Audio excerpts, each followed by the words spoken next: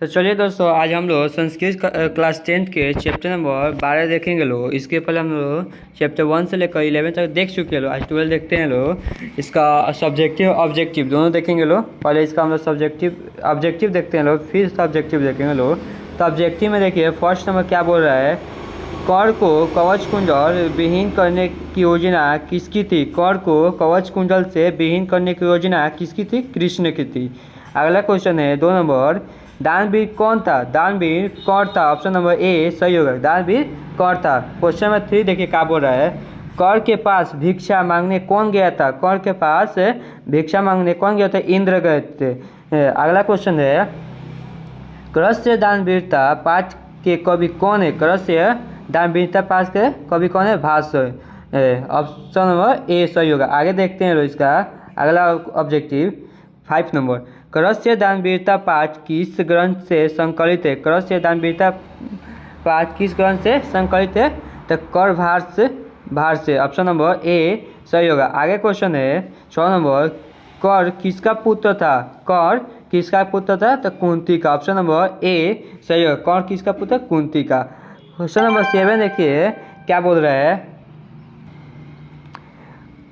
देखिए कवच और कुंडल किसके पास था। कवच और कुंडल किसके पास था, तो कर के पास कवच और कुंडल था। आगे क्वेश्चन है 8 नंबर, कर के ने कवच कुंडल देने के पूर्व अतः क्या देने की इच्छा प्रकट की। कर था कवच कुंडल देने से पहले क्या इच्छा की थी देने के लिए, तो अपना सिर देने के लिए इच्छा की थी। ऑप्शन नंबर डी सही होगा। आगे क्वेश्चन है 9 नंबर, कर ने कवच और कुंडल किसको दिया। कर ने कवच और कुंडल किसको दिया, तो इंद्र को। ये देखिए ये पूछा था कवच और कुंडल देने से पहले क्या था, ये नहीं कि फर्स्ट नंबर सबसे पहले क्या दिया था। इसका सिर देने के सबसे आगे क्वेश्चन देखिए 10 नंबर के क्वेश्चन क्या है, भिक्षुक किस देश में आया था। भिक्षुक किस भेष में आया था, तो भिखारी के भेष ना, ब्राह्मण के भेष में। ऑप्शन नंबर डी सही होगा, ब्राह्मण के भेष में आया था। आगे क्वेश्चन देखिए क्या बोल रहा है 11 नंबर, ब्राह्मण ये क्या क्वेश्चन था, भिक्षुक किस भेष में आया था, ब्राह्मण के भेष में आया था। आगे क्वेश्चन है 11 नंबर, ब्राह्मण रूप में कौन प्रवेश किया। ब्राह्मण रूप में कौन प्रवेश किया था, तो इंद्र ब्राह्मण के रूप में प्रवेश किए थे। ऑप्शन नंबर ए सही होगा। आगे क्वेश्चन है 12 नंबर, अर्जुन किसके पक्ष से युद्ध लड़ रहा था। अर्जुन किसके पक्ष से युद्ध लड़ रहा था, तो पांडवों के पक्ष से। ऑप्शन नंबर बी सही होगा। अगला क्वेश्चन है 13 नंबर, भास के कितने नाटक के है। भास के कितने नाटक है, तो 13 नाटक है भास के। आगे क्वेश्चन है 14 नंबर, कर किसके पक्ष से युद्ध लड़ रहा था। कर था किसके पक्ष से, तो कौरव के पक्ष से। ऑप्शन नंबर ए सही होगा। आगे क्वेश्चन है 15 नंबर, करस्य दानवीरता पाठ कहाँ से लिया गया है। करस्य दानवीरता पाठ कहाँ से है, तो कर भाष्य। ऑप्शन नंबर बी सही होगा। आगे क्वेश्चन देखिए क्या बोल रहा है 16 नंबर, सूर्य पुत्र कौन था। कौन सूर्य पुत्र था, तो कर था। ऑप्शन नंबर सी सही है। आगे देखते हैं इसका ऑब्जेक्टिव 17 में देखिए क्या बोल रहा है, कर के कवच कुंडल की क्या विशेषता थी। कर के कवच कुंडल क्या विशेषता थी, उसे भेदा नहीं जा सकता था, उसे कोई भेद नहीं सकता। ऑप्शन नंबर बी सही होगा। अगला क्वेश्चन है 18 नंबर, कर्णभार नाटक किसके रचना है। कर्णभार नाटक किसके रचना है, तो भास के। कर्णभार नाटक किसकी रचना है, तो भास के। ऑप्शन नंबर ए सही है। आगे क्वेश्चन 19 नंबर, कर ब्राह्मण वेशधारी इंद्र को पहले क्या देना चाहता था। कर जो थे ब्राह्मण वेशधारी इंद्र को सबसे पहले क्या देना चाहता था, तो ऑप्शन नंबर ए हजारों गाय। ऑप्शन नंबर ए हजारों गाय देना चाहता था, सबसे पहले वो हजारों गाय देना चाहता था। फिर अगला क्वेश्चन था 20 नंबर, कर किस देश का राजा था। कर किस देश का राजा है, था अंग देश का। ऑप्शन नंबर ए होगा। आगे क्वेश्चन, इंद्र क्या चाहता था। इंद्र क्या चाहता था, भिक्षा चाहता था वो। अगला क्वेश्चन है 22 नंबर, कर कौन था। कर कौन था, कुंती का पुत्र था। कर था कुंती का पुत्र। इस चैप्टर का ऑब्जेक्टिव हो गया। अब इसका हम लोग सब्जेक्टिव देखते हैं, यानी कि क्वेश्चन आंसर में देखिए क्या बोल रहा है। फर्स्ट नंबर क्वेश्चन है, कर की चरित्र विशेषता का वर्णन करें। कर की चारित्रिक विशेषता का वर्णन कर। इसका हम लोग उत्तर लिख सकते हैं, दानवीर एक साहसी तथा कृत्य आदमी था। साहसी था लेकिन कृतज्ञ आदमी था। वो सत्यवादी और मित्र का विश्वास पात्र था। सत्यवादी और मित्र का विश्वास पात्र था।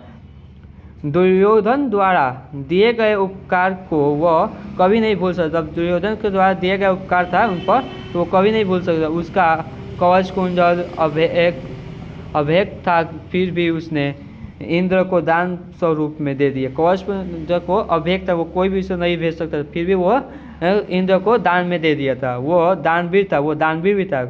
करुण क्षेत्र में वीर गति को पाकर वो भारत इतिहास में अमर हो गया। वो भारत इतिहास में। अब हम अगला क्वेश्चन देखते हैं 2 नंबर। क्रस्य दानवीरता पाठ के आधार पर दान के महत्व का वर्णन करें। क्रस्य दानवीरता के पाठ के आधार पर दान का महत्व का वर्णन करना है, अथवा क्रस्य दानवीरता पाठ के आधार पर दान की महिमा का वर्णन करें। इसका दान की महिमा का वर्णन करें। इसका उत्तर में लिख सकते हैं, कर जब कवच और कुंडल इंद्र को देने लगते हैं तब शल्य उन्हें रोकते हैं। कवच और कुंडल को जब वो दे रहे थे तो उन्हें रोकते हैं लोग। तो इस पर कर दान की महिमा बताते हुए कहते हैं कि समय में के परिवर्तन से शिक्षा नष्ट हो जाता है। समय के परिवर्तन से शिक्षा नष्ट हो जाता हो जाती है।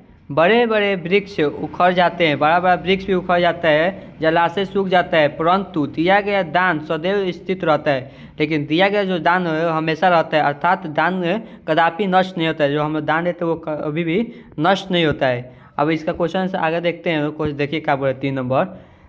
कर के कवच कुंडल की विशेषता क्या थी। कर के कवच और कुंडल की विशेषता क्या थी, उत्तर में लिख सकते हैं, कर का कवच और कुंडल जन्मजात था। कर का कवच और कुंडल जन्म से ही था।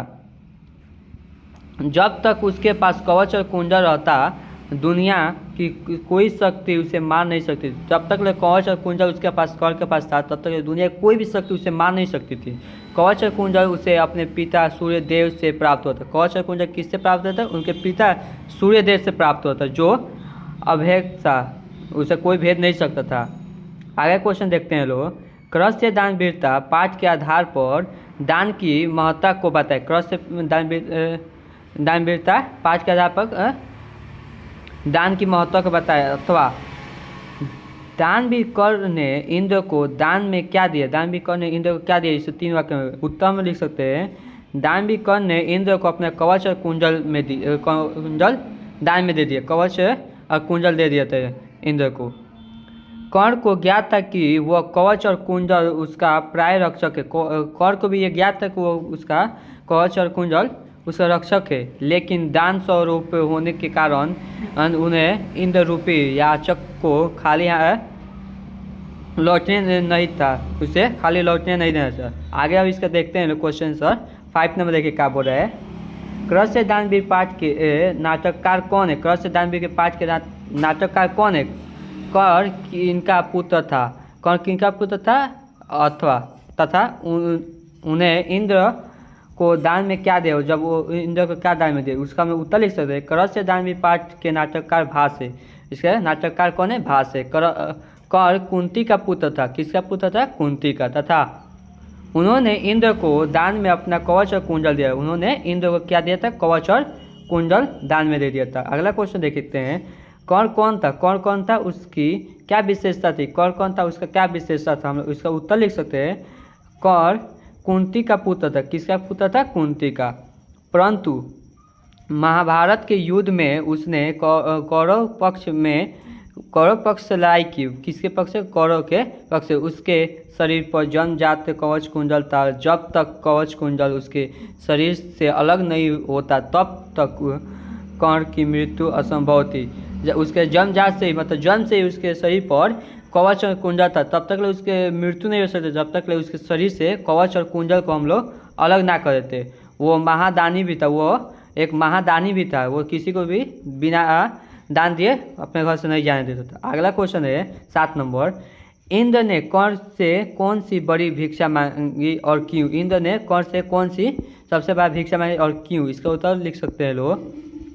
उत्तर, इंद्र ने कर्ण से सब बड़ी भिक्षा के रूप में कवच और कुंडल मांगी। इंद्र ने सबसे बड़ी भिक्षा के रूप में क्या मांगी? कवच और कुंडल मांगी। अर्जुन की सहायता करने के लिए इंद्र ने कर्ण से छल पूर्वक कवच और कुंडल मांगे, क्योंकि जब तक कवच और कुंडल उसके शरीर पर विद्यमान रहता तब तक उसकी मृत्यु नहीं हो सकती थी। इंद्र ने उसे छल पूर्वक से उसे कवच और कुंडल मांग लिया, क्योंकि जब तक ले कवच और कुंडल उसके शरीर पर आता न तब तक ले वो मृत्यु नहीं हो सकती, उसकी मृत्यु नहीं हो सकती थी। चूँकि कौरव पक्ष का चूँकि कौरव पक्ष से युद्ध कर रहे थे, अतः पांडव की युद्ध में जिताने के लिए कर्ण से इंद्र ने कवच और कुंडल की याचना की। वो किसको जिताने के लिए? पांडव को जिताने के लिए इंद्र ने कवच और कुंडल मांग लिया। अगला क्वेश्चन है 8 नंबर, क्रस से दानवीरता पाठ से हमें क्या शिक्षा मिलती है? क्रस से दानवीरता पाठ से हमें क्या शिक्षा मिलती है? इसका हम उत्तर लिख सकते हैं लोग। क्रस से दानवीरता पाठ से में कर्ण ने इंद्र को जन्मजात कवच कुंडल दान दिया। क्रस से दानवीरता पाठ में कर्ण ने इंद्र को क्या दिया? जन्मजात कवच और कुंडल दान में दे दिया था।